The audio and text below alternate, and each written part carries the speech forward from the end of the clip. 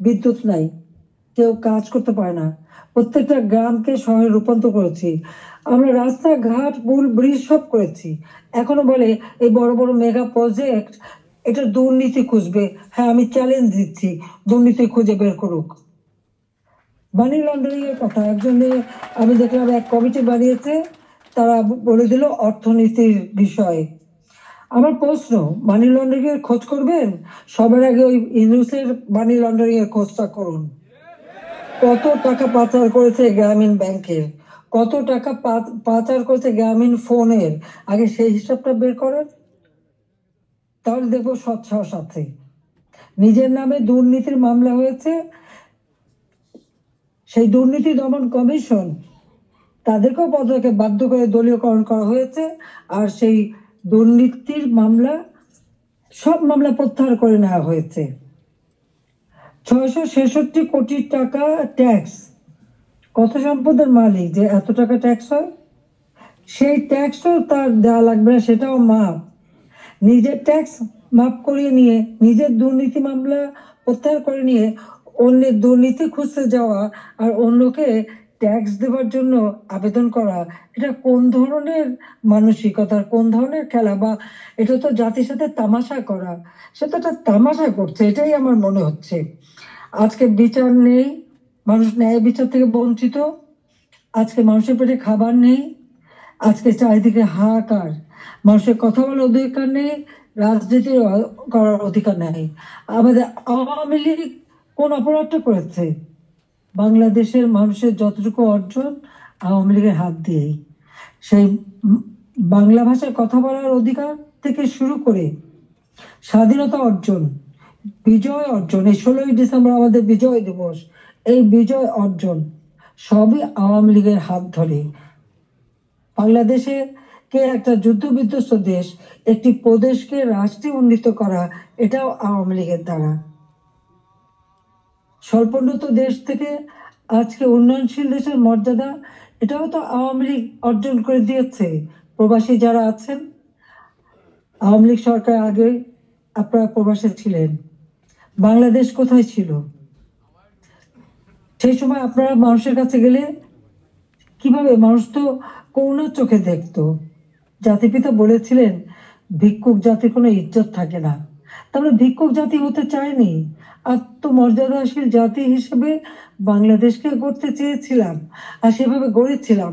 আপনারা নিজে একবার চিন্তা করে দেখেন, আমি সরকারি থাকতে বাংলাদেশ শুনলে পৃথিবী কি বলতো?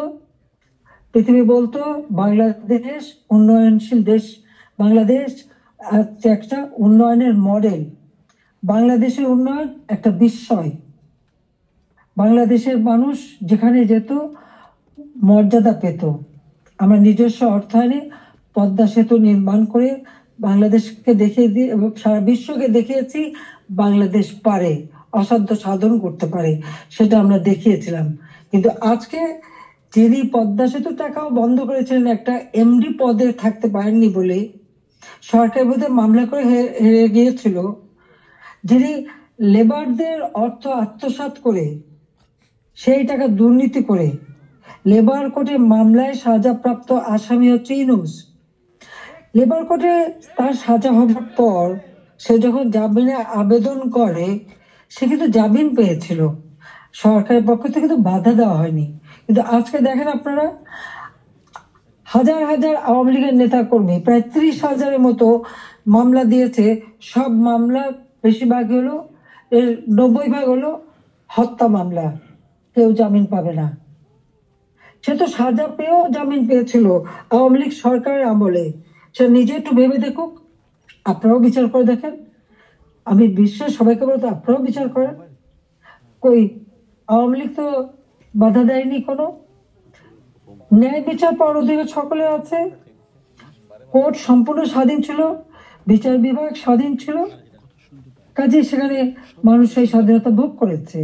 কিন্তু আজকে তারা নাকি স্বাধীন করেছে দেশ, চলার স্বাধীনতা নেই, ঘরে শান্তিতে ঘুমাবেন উপায় নেই, চুরি ডাকাতি যে কোনো সময় আপনার ঘরে ঢুকতে পারে, যে কোনো সময় আপনার খোঁজ খবর নিতে, তদন্ত করবে ইত্যাদি। কাদের কে হুকুম দিচ্ছে? তার কোনো ঠিকানা নাই। কতগুলি লাঠিসোঁটা হাতে নিয়ে আপনার ঘরে ঢুকে গেল, অস্ত্র হাতে নিয়ে ঢুকে গেল, অমনি সেখানে ডাকাতি করলো, চুরি করলো, চলে আসলো। আপনি কার কাছে বিচার চাইবেন? কার কাছে বিচার চাইবেন? কোনো বিচার চাওয়ার অধিকার নাই, ন্যায় বিচারের কোনো অধিকার নেই। এমন একটা দুর্বিষহ অবস্থা, আজকে সমস্ত জিনিসের দাম বেড়ে গেছে। যে আমাদের কথা অত্যন্ত স্পষ্ট, যারা নির্বাচিত জনপ্রতিনিধি আইন করে নির্বাচন কমিশন গঠন করে নির্বাচনগুলি হয়েছে, স্থানীয় সরকার নির্বাচন, জেলা পরিষদ, উপজেলা পরিষদ, ইউনিয়ন পরিষদ, সমস্ত নির্বাচিত প্রতিনিধিরা তাদেরকে এক কলমের খোঁচায় তাদেরকে সরিয়ে দেওয়া হয়েছে, বাড়ি পাঠিয়ে দেওয়া হয়েছে। কেন?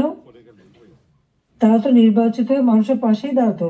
ঘূর্ণিঝড় গেল, বন্যা গেল, কেউ তো যারা এই বন্যায় ক্ষতিগ্রস্ত, ঝড়ে ক্ষতিগ্রস্ত, তাদের পাশে তো কেউ দাঁড়ায়নি। তাদের নাম করে টাকা তুলেছে, 1000 কোটি টাকা রিলিফ সংগ্রহ করেছে, কিন্তু কয়টা মানুষকে সাহায্য করেছে? আজকে যদি স্থানীয় সরকারের প্রতিনিধিরা থাকতো, এই জনপ্রতিনিধি তো মানুষের পাশে দাঁড়াতো, কিন্তু সেটা দাঁড়াতে পায়নি। কাজে আমাদের কথা খুব স্পষ্ট, এক কলমের খোঁচায় জনগণের ভোটে নির্বাচিত প্রতিনিধিদের সেই বিদায় দেওয়া, এটা জনগণকে অপমান করা, ভোটারকে অপমান করা। কাজে তাদেরকে আবার স্বস্থানে স্থান করে দিতে হবে। সরকারি কর্মকর্তা কর্মচারী তাদের উপর হয়রানি বন্ধ করতে হবে, গ্রেপ্তার বন্ধ করতে হবে, মামলা থেকে তাদের রেহাই দিতে হবে, চাকরিচ্যুতি করা হলে, বহিষ্কৃতি করা হলে তাদের পুনরায় কাজের ব্যবস্থা করতে হবে। আওয়ামী লীগ সহ সমস্ত রাজনৈতিক নেতা কর্মী, ব্যবসায়ী, সাংবাদিক, সংস্কৃতি কর্মী, পেশাজীবী, শিক্ষক যাদেরকে গ্রেপ্তার করা হয়েছে, মিথ্যা মামলা দেওয়া হয়েছে, সকল মিথ্যা মামলা প্রত্যাহার করতে হবে এবং সকল বন্দীদের মুক্তি দিতে হবে। সেই সাথে সাথে দায় মুক্তি দেওয়া হয়েছে। 15 জুলাইয়ের পর থেকে যারা অপরাধ করেছে তাদেরকে দায় মুক্তি দিয়েছে। এই দায় মুক্তি দিয়ে কিন্তু একটা কাজ করেছে, দায় মুক্তি দেওয়ার অর্থ মানে কি? তার মানে এরা অপরাধী। 15 জুলাই থেকে যে হত্যাকাণ্ড, ছাত্র হত্যা মিছিলে, পুলিশ হত্যা, রাজনৈতিক নেতাকর্মী হত্যা, সাংবাদিক হত্যা, সাংস্কৃতিক কর্মী হত্যা, যতগুলি হত্যাকাণ্ড ঘটেছে, সেই হত্যাকাণ্ডগুলি এবং যতগুলি অগ্নিসংযোগ হয়েছে, সেগুলি যারা সংগঠিত করেছে পূর্ণ তদন্ত করে তাদের বিচার করতে হবে। আর এই মিথ্যা মামলাগুলি যাদের বিরুদ্ধে দেওয়া হয়েছে, সব মামলা প্রত্যাহার করতে হবে। 15 জুলাই থেকে 8 আগস্ট পর্যন্ত যাদের দায় মুক্তি দেওয়া হয়েছে, এই দায় মুক্তি দেওয়ার কোনো অধিকার নেই, তাদের বিচার করতে হবে। কারণ দায় মুক্তি দিয়ে আমাদের মাস্টার মাইন্ড খুনি ইউনূস সাহেব এটাই প্রমাণ করেছে যে এরা সব অপরাধী, এই সমস্ত অপরাধ তারা করেছে। একই সাথে মিছিল করেছে, ক্লোজ রেঞ্জে গুলি করা হয়েছে, মানুষ মারা হয়েছে। আবু সাঈদের হত্যাকাণ্ড, মুগ্ধর হত্যাকাণ্ড, সব হত্যাকাণ্ডের জন্য কিন্তু এই মাস্টার মাইন্ডেরই দায়ী। কারণ তারাই এই হত্যাকাণ্ড ঘটিয়েছিল, কারণ লাশ ফেলেও সরকার পড়ে যাবে। হ্যাঁ, আমি যদি আরো শক্তি প্রয়োগ করতাম, অনেক লাশ পড়তো, আমি সরে আসতাম না। কিন্তু আমি তো লাশের উপরে লাশ ফেলতে চাইনি, আমি তো চাইনি মানুষ আরো জীবন দিক। কারণ আমি তো স্পষ্ট দেখতে পাচ্ছি যে পরিকল্পিতভাবে হত্যা হচ্ছে, পুলিশকে খামাখা দোষারোপ দিচ্ছে, পুলিশকে তো রাবার বুলেট ব্যবহার করেছে এবং যখন পুলিশকে মেরে ঝুলানো হয়েছে তখন তারা তাদের জীবন বাঁচাতে চেষ্টা করেছে। এটা কিন্তু একটা ইউনিভার্সাল সিস্টেম, এটা বিশ্বব্যাপী আছে, তাদেরও আত্মরক্ষার সুযোগ আছে। কিন্তু যারা এভাবে পিটিয়ে পিটিয়ে হত্যা করলো, যারা আগুন জ্বালিয়ে দিয়ে পুড়িয়ে হত্যা করলো, তাদের বিচার কেন হবে না?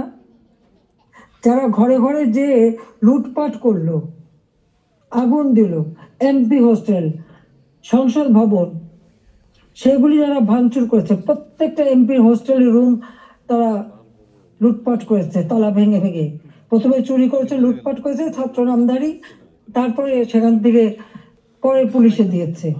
প্রত্যেকটা বাড়ি বাড়ি যে হামলা, লুটপাট, আমাদের তো কিছুই নেই। গণভবন লুটপাট, আমি তো গণভবন ছেড়ে দিয়ে আসছি। আমরা দেখলাম ইউনূস সাহেব নিজেই তার সমন্বয়কদের নিয়ে চলে গেছেন গণভবনে, কাজে লুটপাটের কিছু ভাগ বটরা নেওয়ার জন্য। সেখানেও যা যায় উনিও সেই লুটপাট করেছেন। কাজে এই লুটেরা এখন দেশ লুট করছে। শেয়ার মার্কেটে লক্ষ কোটি টাকা পাচার হয়ে গেল। কোথায় গেল ওই টাকা? ব্যাংকগুলি এক এক করে সব বসে যাচ্ছে। কেন? অর্থনীতিকে এভাবে কেন ধ্বংস করলো? যেখানে মাথা পিছু আয় আমরা বাড়িয়েছিলাম, আমরা আজকে আন্তর্জাতিকভাবে স্বীকৃত যে বাংলাদেশ উন্নত হচ্ছে, 35তম অর্থনীতির দেশ আমাদের লক্ষ্য ছিল। আমরা প্রকৃতপক্ষে এটা 25তম আমরা করে ফেলেছিলাম। আমরা আরো উন্নত করতাম। 26 সালের মধ্যে বাংলাদেশ আরো এগিয়ে যেত। 41 সালের মধ্যে বাংলাদেশকে আমরা একটা আধুনিক স্মার্ট বাংলাদেশ গড়ে তুলব, সেই লক্ষ্য নিয়ে আমরা কাজ করছিলাম। কেন বাংলাদেশের অগ্রযাত্রা ব্যাহত করা হলো, সেই জবাব এই খুনি ইউনূস, ফ্যাসিবাদ, স্বৈরাচার, তাকে দিতে হবে। সেই জবাব তাকে দিতে হবে, তার ওই মাস্টারমাইন্ড এবং তার সমন্বয়কদের দিতে হবে, তার উপদেষ্টাদের দিতে হবে। শুনি কোন বলে হাসিনার বিচার করবে। কি বিচার করবে? আমি তো কি অন্যায় করেছি? গরিবের পেটে ভাত দিয়েছি, এটা অন্যায়? দারিদ্র মুক্ত করেছি, এটা অন্যায়? জনগণকে কথা বলার সুযোগ দিয়েছি, ভোটের অধিকার ফিরিয়ে দিয়েছি, হত্যাকুশ ষড়যন্ত্র রাজনীতি বন্ধ করেছি, এইগুলি আমার অন্যায়? আমার হাত দিয়ে তো কোনো খুন হয়নি। আমি তো মানুষের জীবন নিতে আসিনি, আমি মানুষের জীবন দিয়েছি, জীবন উন্নত করেছি। যারা জীবন নিয়েছে, যারা হত্যাকাণ্ডের সঙ্গে জড়িত, তাদের বিচার হবে। এবং সংবিধানের 7ম অনুচ্ছেদের খ অনুযায়ী কেউ যদি অবৈধভাবে ক্ষমতা দখল করে, তার বিচার হয়। একজন জনপ্রতিনিধি আর একজন জনপ্রতিনিধির কাছে ক্ষমতা হস্তান্তর করতে পারে। আমি তো সেই সুযোগ পাইনি। হ্যাঁ, আমি সরে এসেছিলাম যেন লাশের উপরে লাশ না পড়ে, সেই জন্য। দুর্ভাগ্যের বিষয় যে থামেনি। একদিন ইনশাআল্লাহ সেই দিন আসবে, এই খুনিদের বিচার একদিন বাংলা মাটিতে হবেই হবে। কারণ আমরা করি, সেটা আমরা করব। যেমন যুদ্ধ অপরাধীদের বিচার করেছি, 15 আগস্টের হত্যাকারীদের বিচার করেছি। আমি জানি এই যুদ্ধ অপরাধীদের বিচার করেছি বলেই আমার বিরুদ্ধে মামলা, এবং আইসিটিতে ওই আন্তর্জাতিক যে ট্রাইব্যুনাল আমরা করেছিলাম যুদ্ধ অপরাধীদের বিচার করতে, আজকে সেই কোর্ট করে সেখানে আমার মামলা হবে, সেখানে আমার বিচার হবে। কেন? সেই সময় যুদ্ধ অপরাধীদের যে ডিফেন্সে ছিল, তাকেই করেছে চিফ প্রসিকিউটর এই আইসিটির। আর জামাতের একটা দল হয়েছিল এবি পার্টি, সেই পার্টির যে একজন প্রেসিডেন্ট ছিল, সে হয়ে গেছে এই আইসিটির চেয়ারম্যান। তো সেখানে ন্যায় বিচার কি করে হবে? আর এটা কিভাবে করে? এটাও তো একটা বিচারের একটা নর্মস, তাতে পড়ে না। কিন্তু গায়ের জোরে সব করবে তারা, কারণ তাদের হাতে অস্ত্র আছে, লাঠি আছে, পেটো বাহিনী আছে, সন্ত্রাস বাহিনী আছে।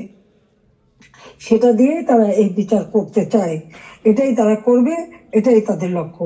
যাক, আমি অনেক সময় নিলাম, আপনারা ধৈর্য ধরে আমার বক্তব্য শুনেছেন, আমি আপনাদেরকে আন্তরিক ধন্যবাদ জানাই। ইনশাল্লাহ এই বিজয়ের মাস আমাদের, এই অন্ধকার কেটে যাবে, নতুন সূর্য উদিত হবে, বাংলাদেশ আবার উন্নয়নের পথে এগিয়ে দেবে। এই ফ্যাসিস্ট খুনি পরিকল্পিতভাবে যে আমাদের দেশকে ধ্বংস করছে, এই খুনি ইউনূস এবং তার যে চালাচামুন্ডা সন্ত্রাস বাহিনী, তার উপদেষ্টা, তার সমন্বয়ক, ইনশাআল্লাহ বাংলাদেশের জনগণই তাদের বিচার করবে, সে বিচার হবে।